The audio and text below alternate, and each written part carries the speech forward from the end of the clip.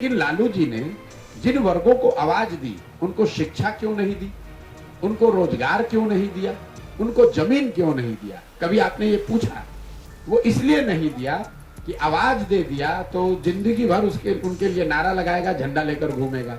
लेकिन अगर उन्हीं वर्गों को उन्होंने शिक्षित कर दिया होता, उन्हीं वर्गों को उन्होंने पूंजी पैसा देकर रोजगार दे दिया होता, उन्हीं वर्गों को उन्होंने जमीन दे दी होती, तो आज वो उनका झंडा लेकर नहीं घूमते। जन सुराज के सूत्रधार प्रशांत किशोर पैदल यात्रा के क्रम में मधुबनी जिले में अपनी टीम के साथ प्रवेश कर चुके हैं।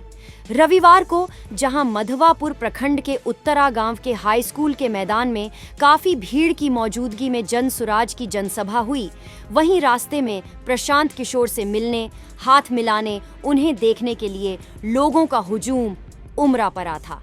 इसी कड़ी में सोमवार को प्रशांत किशोर बेनीपट्टी के ब्लॉक रोड स्थित कैंप में मीडिया से मुखातिब हुए। इस दौरान उन्होंने राज्य सरकार की कई नीतियों की आलोचना करते हुए बिहार के पिछड़ेपन को लेकर अपने तथ्य रखे। इस दौरान उन्होंने तेजस्वी यादव को भी निशाना साधा। मीडिया द्वारा तेजस्वी यादव के जापान जाने को लेकर जब सवाल किया गया तो उन्होंने कहा कि तेजस्वी जी जापान जाएं या अंटार्कटिका, अगर बिहार के लिए जापान से कुछ लाकर करा पाएं तो बहुत अच्छी बात है। लेकिन उनकी माँ और बाबूजी बिहार में 15 साल शासन में रहे, तब तो कोई न जापान से आया न जर्मनी से। अब अगर वो प्रयास कर रही हैं तो मैं उसका समर्थन कर रहा हूँ। आप जापान घूमने गए हैं या जापान से बिहार के लिए कुछ लाने, यह तो उनके जापान से लौटने के बाद पता चल ही जाएगा। उनके जापान जाने से बिहार का कुछ फायदा हुआ कि इस गरीब जनता के टैक्स के पैसों का और मिट्टी पलीद हुआ, यह दिख जाएगा। वहीं प्रशांत किशोर ने लालू यादव और नीतीश कुमार पर तंज कसते हुए कहा कि यहाँ लालू और नीतीश शासन चलाते रहे हैं। समाज को बांटो, सबको गरीब अनपढ़ मजदूर रखो, यही इनका फोकस है। ये दोनों सबको समाजवाद और समता मूलक बात करके सामाजिक न्याय के नाम पर बेवकूफ बनाकर वोट लेते रहो। लालू जी ने जिन वर्गों को आवाज दी उनको शिक्षा क्यों नहीं दी, उनको रोजगार क्यों नहीं दिया, उनको जमीन क्यों नहीं दी? कभी किसी ने लालू जी से ये सवाल नहीं पूछा। लालू जी ने सिर्फ आवाज दी, ताकि आवाज देने से वो उनके लिए जिंदगी भर नारा लगाएगा और उनका झंडा लेकर घूमेगा। 4000 से ज्यादा गांव में मैं अभी तक पैदल जा चुका हूं और लोगों से मिलने देखने के बाद जो सबसे बड़ी समस्या लोग बता रहे हैं वो है बेरोजगारी और पलायन। 3 ऐसी समस्या है जो सर्वस्पर्शी है, वो किसी जाति वर्ग के लिए नहीं है, सबके लिए है। वो 3 समस्याओं में पहली समस्या है बेरोजगारी और पलायन।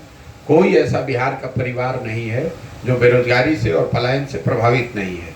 40 से 50% युवा गांव से बाहर है, या तो मजदूरी करने के लिए बाहर गया है या पढ़ाई करने के लिए बाहर गया है। जिन प्रखंडों में बाढ़ की स्थिति है, बाढ़ आता है, वहां पर ये पलायन का स्तर 70 से 80% है। और कई बार हम लोग को लगता है कि पलायन तो सिर्फ गरीब आदमी करता है। नहीं, ये भी बात गलत है। गरीब आदमी पलायन मजदूरी के लिए कर रहा है, लेकिन जो आर्थिक सामाजिक तौर पे समृद्ध लोग हैं उनके बच्चों को भी पलायन करना है, क्योंकि उनके लिए भी पढ़ाई और नौकरी बिहार या अपने राज्य में न होकर दूसरे जगह ही है। तो शायद ही ये जो पलायन की जो समस्या है, इससे बिहार में परिवार की परिकल्पना ही धीरे धीरे खत्म होती जा रही है। शायद ही कोई ऐसा घर मिलता है जहां माँ बाप, पति पत्नी, बाल बच्चे एक साथ रह रहे हो। ज्यादातर जगहों पर घरों में बूढ़े लोग हैं, महिलाएं हैं, छोटे बच्चे हैं, जो कामकाजी उम्र के बच्चे हैं वो बाहर ही रह रहे हैं। तो पलायन का जो ये दंश है, ये सिर्फ गरीब के लिए नहीं है, किसी जाति वर्ग के लिए नहीं है, ये सबके लिए है। यही हाल कमोबेश बेरोजगारी का है। बेरोजगारी सिर्फ यहाँ गरीबों का मामला नहीं है, सिर्फ पढ़े लिखों का मामला नहीं है। जो लोग समृद्ध किसान हैं, जो 10 बीघा 15 बीघा जमीन के मालिक हैं, वो भी रास्ते या छोटा मोटा रोजी रोजगार व्यापार कर रहे हैं, वो भी रास्ते में चलते हुए अपने बच्चों के लिए जो बताते हैं, उनके लिए भी अपने बच्चों की रोजगार बहुत बड़ी चिंता और समस्या है। बहुत अच्छे घरों में भी अब लोग अपने बच्चों को 10-15 हजार रुपए के नौकरी के लिए भी लोग हाथ जोड़ने को तैयार हैं। तो बेरोजगारी और पलायन अभी तक का सबसे बड़ा मुद्दा दिखा है। आप अगड़े हैं, पिछड़े हैं, पढ़े लिखे हैं, अनपढ़ हैं, हर व्यक्ति ये बात कर रहा है कि बिहार में शिक्षा व्यवस्था पूरी तरीके से ध्वस्त हो गई है।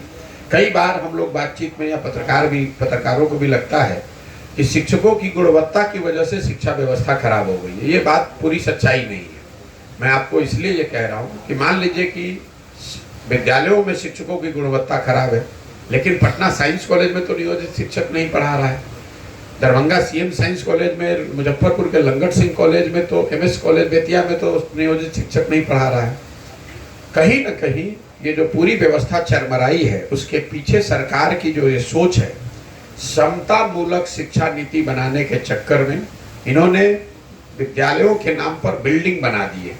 नतीजा ये हुआ कि जहाँ बिल्डिंग बना है वहाँ पर शिक्षक नहीं है, जहाँ शिक्षक है वहाँ बिल्डिंग नहीं है, जहाँ दोनों है वहाँ बच्चे ही नहीं है, जहाँ तीनों है वहाँ पढ़ाई नहीं है। और पूरी जो व्यवस्था है वो सिर्फ स्कूलों से, विद्यालयों से खिचड़ी बांटना और कॉलेज से डिग्री बांटना, पढ़ाई पर ध्यान न कॉलेज में है न स्कूल में है।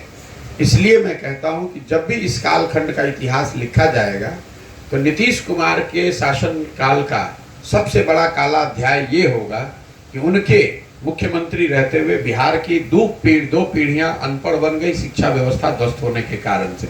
कि बिहार में अगर आप ध्यान से देखेंगे तो पिछले 30 वर्ष में जितने लोग एमएलए एमपी बिहार में बने हैं वो सिर्फ 1250-1300 परिवार के लोग ही यहाँ एमएलए एमपी बने हैं। कई बार हमको आपको लगता है कि परिवार की जो राजनीति है वो लालू जी के साथ है, रामविलास जी के साथ रही है, या कुछ परिवारों के बारे में हम जानते हैं, लेकिन अगर आप ध्यान से देखिएगा तो ये स्थिति कमोवेश हर विधानसभा में है। 2, 4, 5 परिवारों का ही कब्जा है, दल चाहे कोई भी रहे। जब कांग्रेस का जमाना था तो वही परिवार, वही लोग कांग्रेस से लड़ते थे। जब लालू जी का जमाना आया तो लालू नीतीश के पार्टी में आ गए। जब भाजपा का दौर आया तो भाजपा में चले गए। मैं आपको एक उदाहरण बता देता हूँ।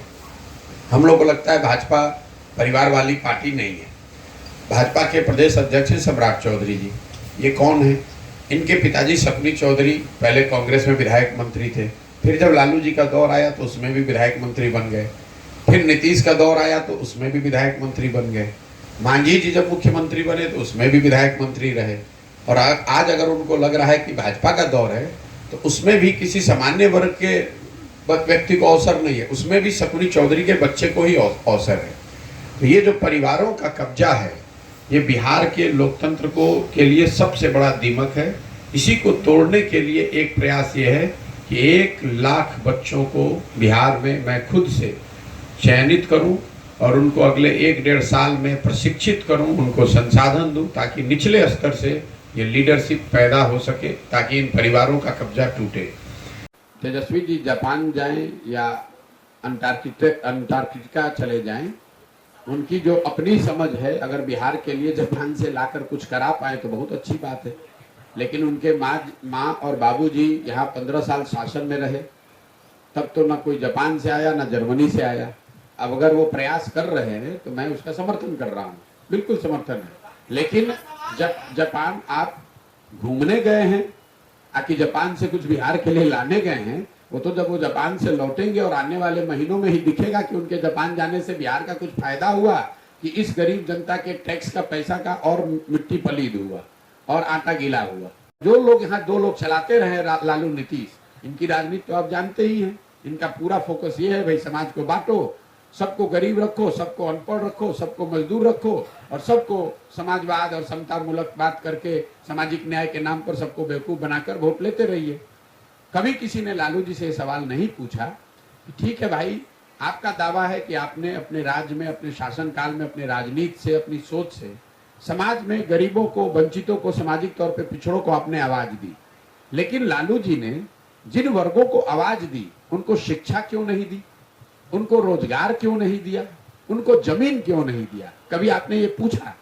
वो इसलिए नहीं दिया कि आवाज दे दिया तो जिंदगी भर उनके लिए नारा लगाएगा, झंडा लेकर घूमेगा। लेकिन अगर उन्हीं वर्गों को उन्होंने शिक्षित कर दिया होता, उन्हीं वर्गों को उन्होंने पूंजी पैसा देकर रोजगार दे दिया होता, उन्हीं वर्गों को उन्होंने जमीन दे दी होती, तो आज वो उनका झंडा लेकर नहीं घूमते।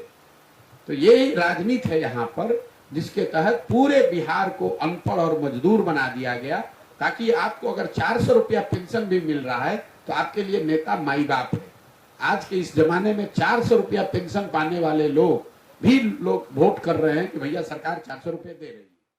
अब बेनीपट्टी में झोला प्रिंटिंग की फैक्ट्री, जहां कम खर्च में क्वालिटी वाले झोले बनाए जाते हैं। EMI पर भी यहां से माल ऑन टाइम डिलीवरी ले जा सकते हैं। साथ ही लड़की की शादी में यहां मिलता है मुफ्त में झोला। तो आज ही संपर्क करें श्याम एंटरप्राइजेज, बेनीपट्टी, बेटा बाजार, नियर ग्रामीण बैंक।